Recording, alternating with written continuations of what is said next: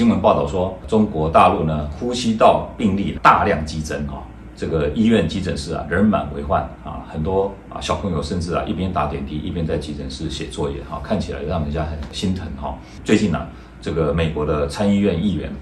就提议说，建议拜登对于美国民众前往中国大陆旅游要加以限制哈。